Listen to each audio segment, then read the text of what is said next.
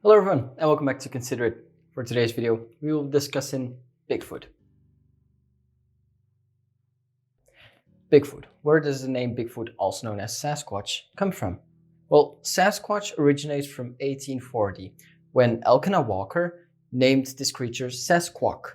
Sasquatch was described as a big human-like creature with a lot of hair. Well, Sasquatch later evolved into Sasquatch. Bigfoot originates from an article of a man who found a large footprint, and he named it Bigfoot.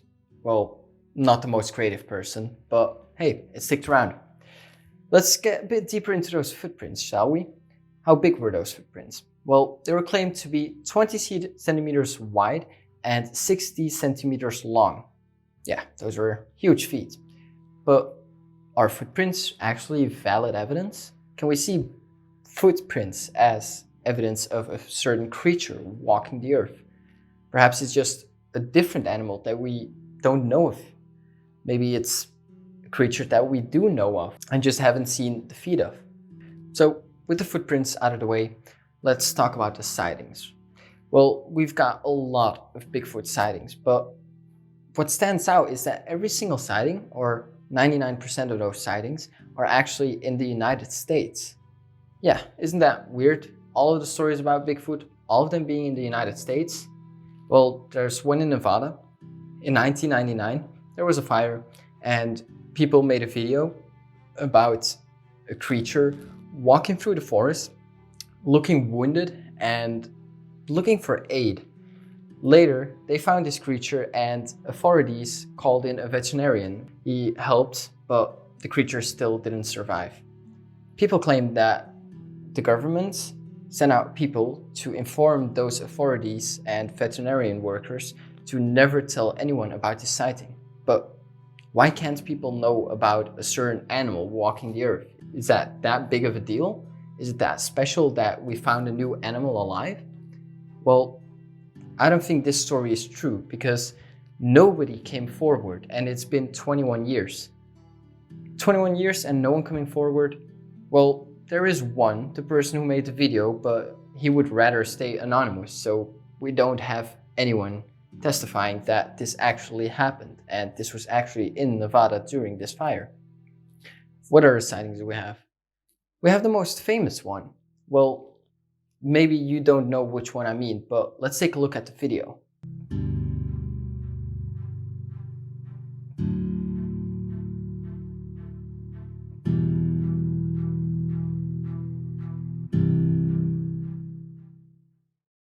As you can see, it's very low quality, but this one really stands out from the other ones because you can see the creature, you can see it walking towards the forest and see it looking around in a very nonchalant way. But what if I showed you a picture of a gorilla walking on 2 feet?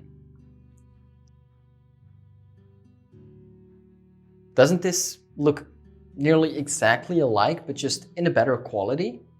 That's very close to the sighting that was made. Also, people have claimed that it was them walking in a certain suit of Bigfoot, but people, mostly scientists, have debunked all of these theories. So what else do we have? What other stories do we have? There's one which really stands out, and this one is simply stunning. There's a story about Albert Osman. Albert Osman claimed that he had been kidnapped by Bigfoot. Not just one, but 4 Bigfoot. He claimed that they were a family and they had kidnapped him for a whole week. This raises so many questions, like how do you get captured by a certain creature? Why didn't you escape? Why didn't you release it immediately? Because it took him 20 years to release this story to the public. Why would it take 20 years to release that you have been kidnapped? Well, there's a lot of sightings of Bigfoot, and every single picture is bad quality. Every single video is bad quality as well, but all of them claim that they had seen Bigfoot. There's also a video of an organization that had been hunting Bigfoot for more than 20 years. They had spent $500,000 on finding Bigfoot. $500,000. That is insane. What would you spend $500,000 on for hunting Bigfoot? Well, perhaps camping gear, perhaps certain equipment, clothes, and obviously a very good camera so that if you see him, you can make a proper video about him. Well, that is not really the case. Let's take a look at a video that they claimed was Bigfoot.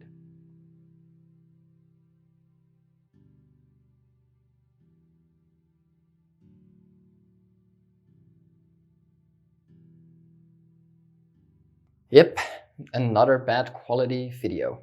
And they spent that much money, and this is the only evidence that they found. That's not really valid evidence in my opinion. But what other sightings do we have? Or what other stories do we have? In 1976, there was a man who claimed he had seen Bigfoot and found footprints and even hair of Bigfoot. Yeah, so he called up Peter Byrne.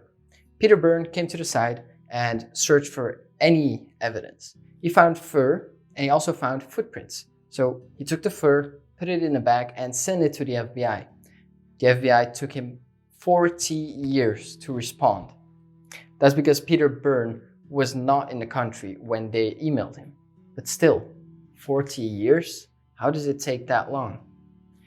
So if this is the case, certainly some kind of story or some kind of evidence has been released on their website, right? Nope.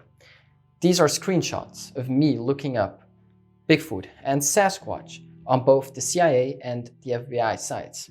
And not a single open case, not a single document of them, nothing?